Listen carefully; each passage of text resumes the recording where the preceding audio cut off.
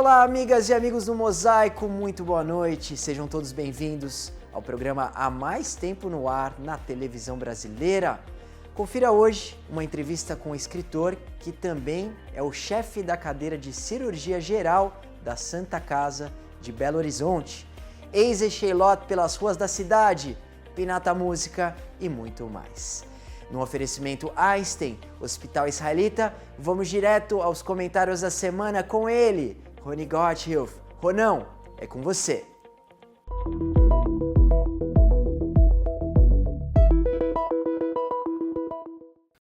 Esse texto foi escrito na sexta passada, quando o presidente dos Estados Unidos afirmou que um acordo com o Irã estava a dias de se concretizar.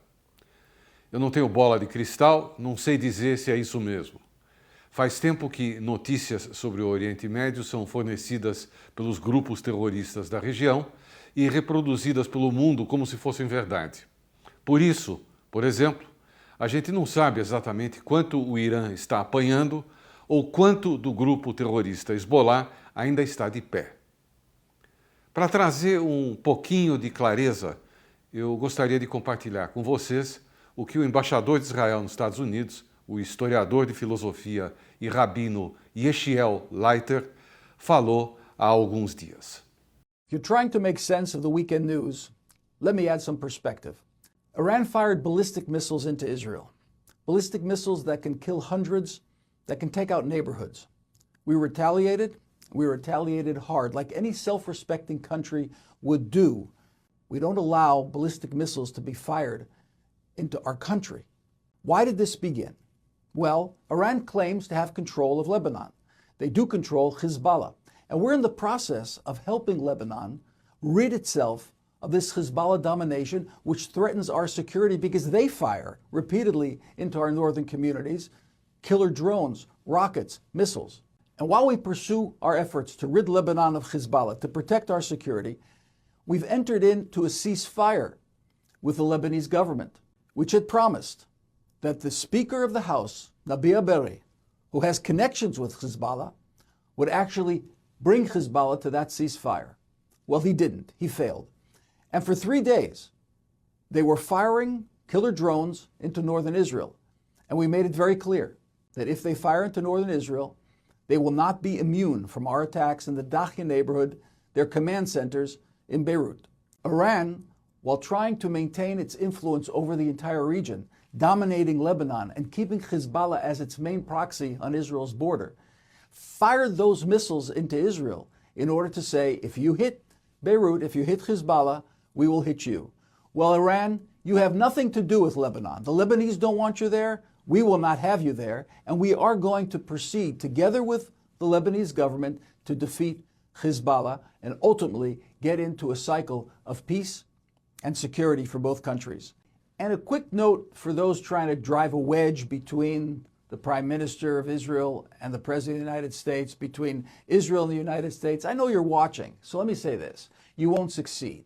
The collaboration between our two countries is deep and wide. We have the same interests in the Middle East, peace and security. We need to move the Iran menace aside, make sure that they can no longer hold the countries of the Middle East hostage. We're pursuing the same goal, and we'll achieve it together. E só para lembrar, o presidente da República, candidato à reeleição, é aquele que declarou numa entrevista recente ao SBT que nós, judeus brasileiros, devíamos dizer ao primeiro-ministro Netanyahu para parar de matar mulheres e crianças e que não devíamos defender um genocida. Shavuot, uma boa semana para vocês. Olha só o que a nossa produção separou para o Mosaico Online da semana. Eu tenho dito com frequência que o Brasil precisa muito mais do que um candidato. O Brasil precisa de um projeto. E quando eu falo em projeto, eu não estou me referindo apenas a um plano para a próxima eleição. Eu estou falando de uma visão de um país, de um compromisso coletivo com aquilo que queremos ser nas próximas décadas.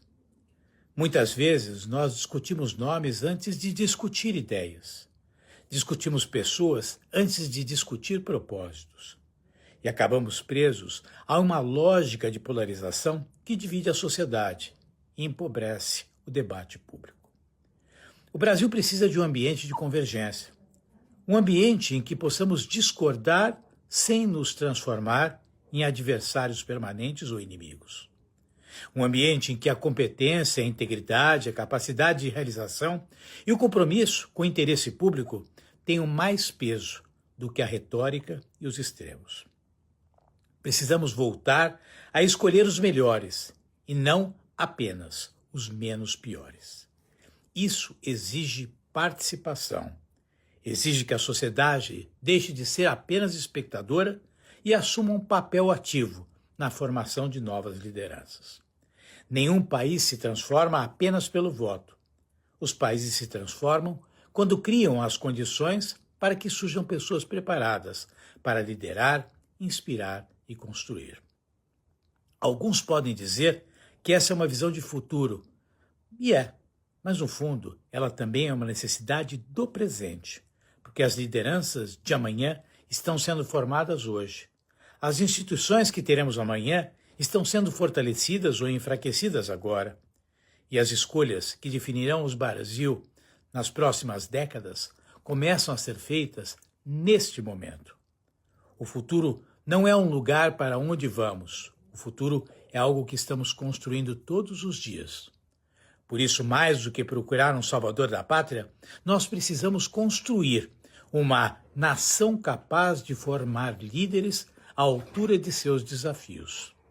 Portanto, pensemos num Brasil com talentos, pensemos num Brasil com energia e com potencial, pois aquilo que precisamos é transformar tudo isso em um projeto comum que nos una mais e que não nos divida. Estamos às vésperas disso. Vamos refletir e patrocinar quem possa fazer tudo isso. Chegou o momento do quiz da semana. Solta a vinheta!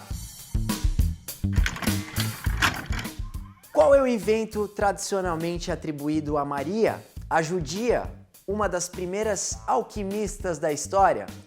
Opção A, termômetro. Opção B, banho-maria. Opção C, microscópio. Ou opção D, bússola. As 5 primeiras respostas corretas no nosso Instagram levam o super livro Senhor Mosaico.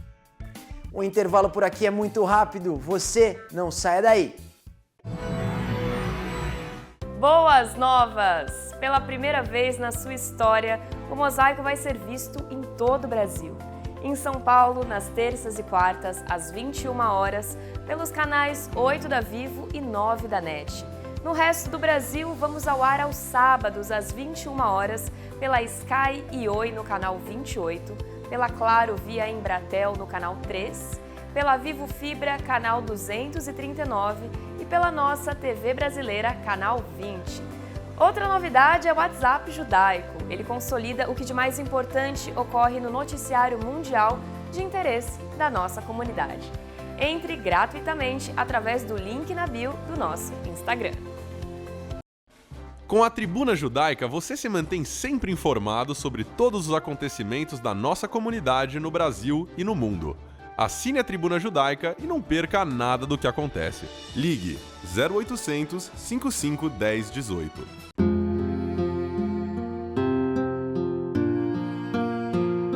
O judaísmo tem regras e costumes para se despedir de um ente querido. E para cumpri-los, contamos com profissionais e voluntários. Nós nos orgulhamos muito deles, dos profissionais que compreendem que seu dia a dia é diferente e especial, e dos voluntários, cujo único pagamento é a certeza de estar colaborando com nossas famílias. Hevra Kadisha, mantendo acesa a chama da comunidade. Estão ouvindo? As ruas da cidade me chamam para mais um Eizechelot. Você, vem comigo. Partiu, bora! Amigos e amigas do Mosaico, nem mesmo esse frio pesado, essa chuva forte é capaz de nos parar. Hoje a gente vai falar desse objeto mais do que sagrado, a mezuzá, que a gente conhece muito bem, mas será que o povo da rua conhece? Eu duvido. Mais uma missão para nós em mais um Eizechelot. Você é de casa? Vem comigo, partiu? Bora! A pergunta do ano. Você já ouviu falar em mezuzá? Nunca ouvi falar. Não. Você já ouviu falar dessa palavra? Sim, sim. Opção A, mezuzá é um instrumento musical. B, é um objeto judaico. Ou C, um alimento. Ele sabe, ó. Pode ser uma fruta? Opção A? Você acha que é um instrumento musical? Sim. Objeto em casa judaica. Também acho que é esse. A mezuzá é um pequeno objeto fixado nos batentes das portas de casas e estabelecimentos judaicos. Dentro dela, há 2 trechos de rezas escritas à mão num pergaminho. Uma delas é o Shema, a reza que define que só existe um Deus. A mezuzá representa a presença de Deus no lar e a conexão com os ensinamentos judaicos no dia a dia. Você sabe o que é isso? Senhor mosaico. É um livro do mosaico. Calma, agora é a pergunta número 2 para ver se você leva o livro do mosaico. Aonde é colocado a mezuzá? Opção A, no telhado de casa. Opção B, na mesa de jantar. Ou no batente da porta? No telhado. No batente da porta. No batente da porta? Você acertou, no batente da porta. Coisa judeu. Além de seu significado espiritual, a mezuzá também é um dos símbolos mais reconhecíveis da identidade judaica ao redor do mundo. Voltamos pro estúdio! Muito bom. Confira agora a entrevista com o Dr. Andy Petroiano sobre seu mais recente lançamento, o livro Emigrados, Memórias de uma Família. Pode rodar. Amigos do Mosaico, nós temos o prazer de receber hoje uma ligação quase internacional, é lá de Belo Horizonte, aqui para São Paulo, o Dr. Andy Petroiano. Ele é o professor titular da cadeira de cirurgia da Santa Casa, em Belo Horizonte. O currículo dele preenche mais que uma página e, além disso, ele é escritor. Escreveu uma série de livros e o mais recente deles chama-se Emigrados, Memórias de uma Família. E é sobre isso que nós vamos falar um pouco. Andy, muito obrigado pela oportunidade de conversar com você. Eu vou direto ao assunto. O que levou você a escrever esse livro? É interessante que eu nunca imaginei que algum dia eu fosse escrever um romance. E pensando sobre a minha família, eu verifiquei que a minha família tem uma história tão bonita e original e única que eu achei que ela não poderia se perder. E aí sentei na frente do computador e comecei a escrever. E foi a coisa mais interessante, porque a história se escreveu como se ela esperasse o momento propício para se escrever. E aí que eu entendi o que significa a arte. Não é um artista que faz a arte, mas a arte, por intermédio do artista, ela se faz.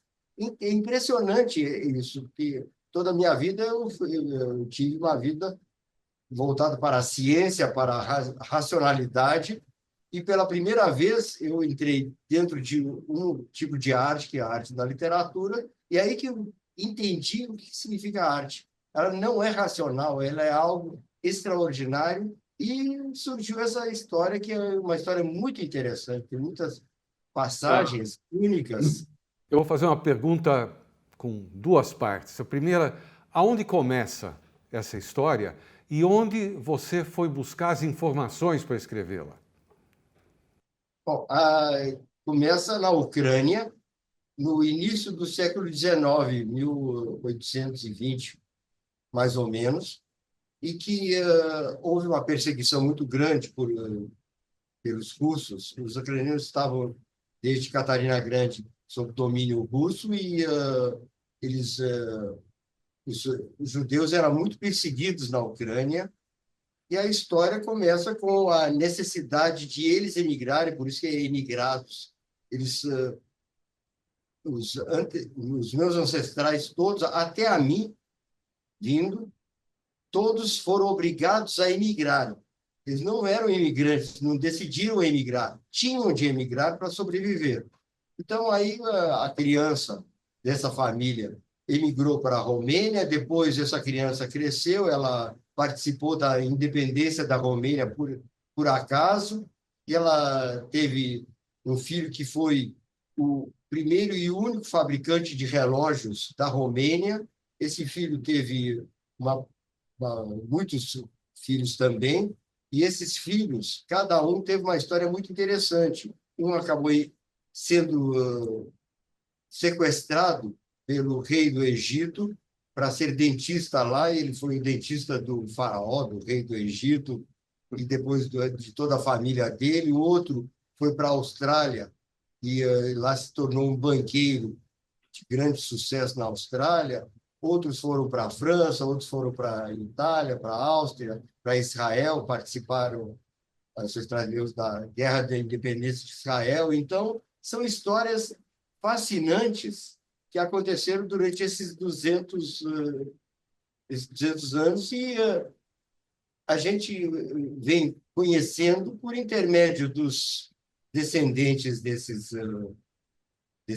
pessoas, histórias que me foram contadas e pesquisas que eu fui fazendo ao longo da vida. Finalmente, ao escrever esse livro, o que você espera de reação? O que você espera que esse livro provoque nas pessoas que têm o prazer de lê-lo? É um livro que espero que a pessoa leia com prazer, que a pessoa goste do livro. É claro que todo artista faz a sua arte para ela ser vista. Então, o pintor, ele quer que a pintura dele seja vista, o escultor a mesma coisa, e o escritor, ele quer ser lido. Então, eu gostaria de que esse livro fosse divulgado para que as pessoas leiam, tenham a curiosidade de ler e vão encontrar uma história única, uma história muito interessante.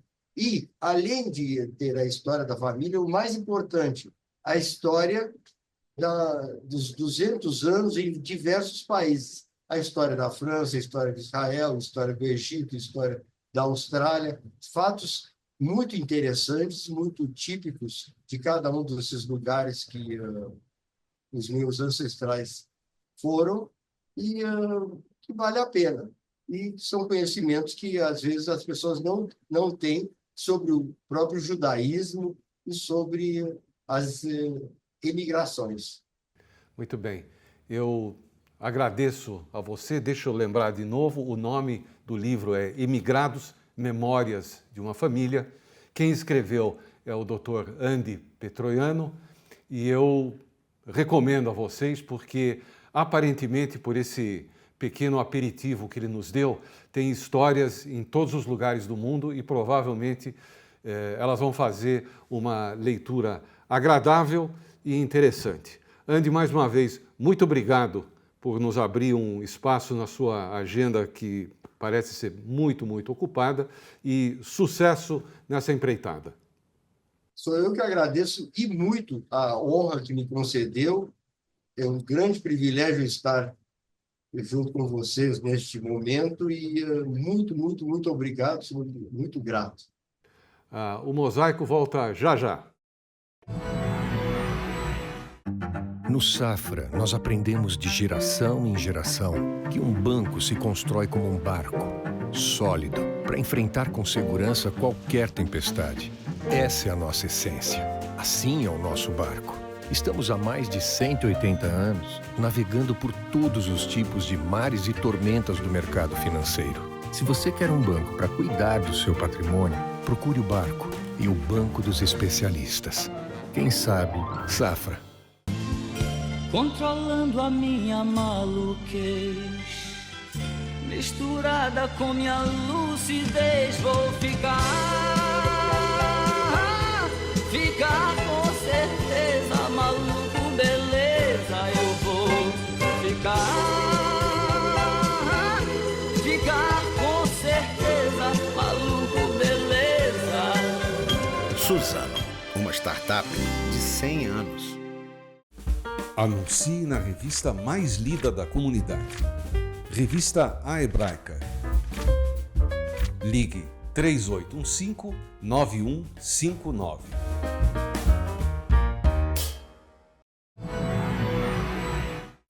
Fique agora com o momento marcante do nosso programa, direto do Baú do Mosaico.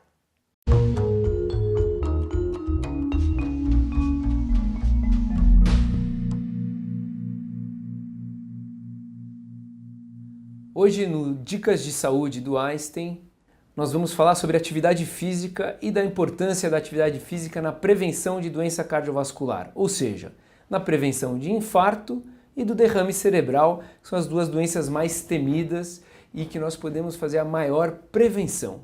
Olha, fazer atividade física impacta em diversos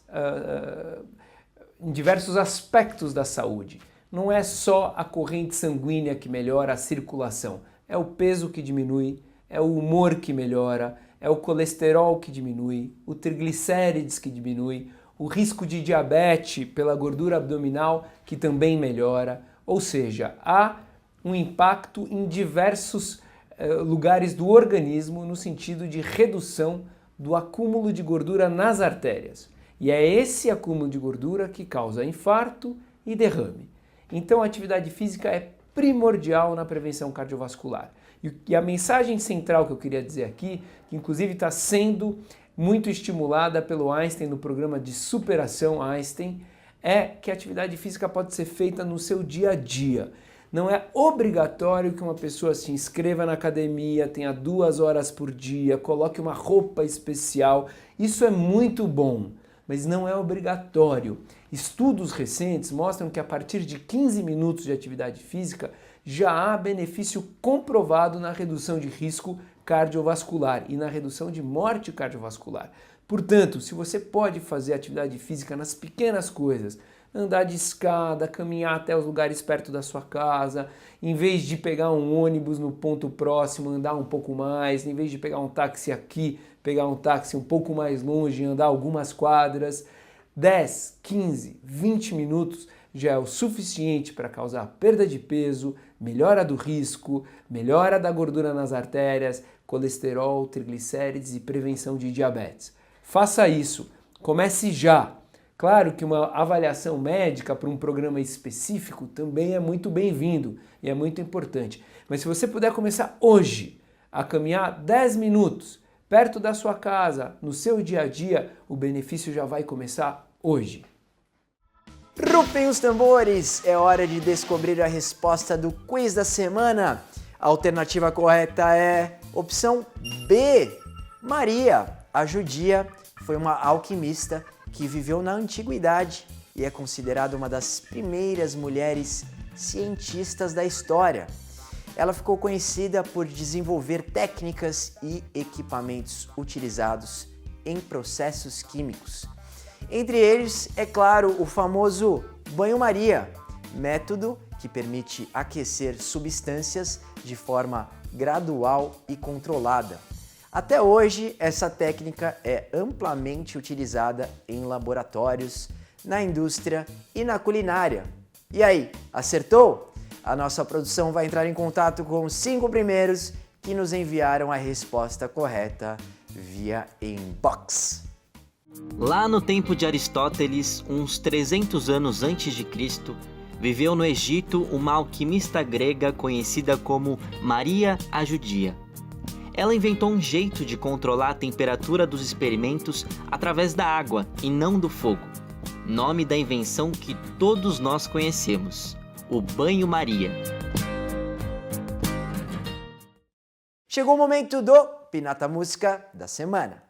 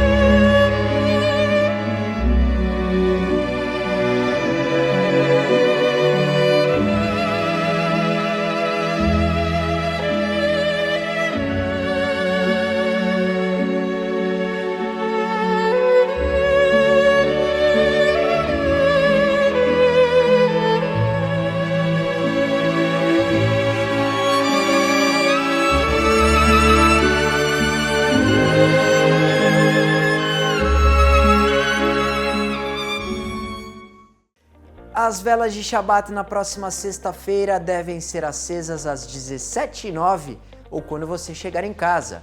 O Kabbalah Shabat da Betel, Rua Caçapava, 105, acontece de forma virtual e presencial mediante a inscrição. Certo? Cuidem-se. Até o próximo programa. Shalom, Leitraot. Tchau, tchau. Fui!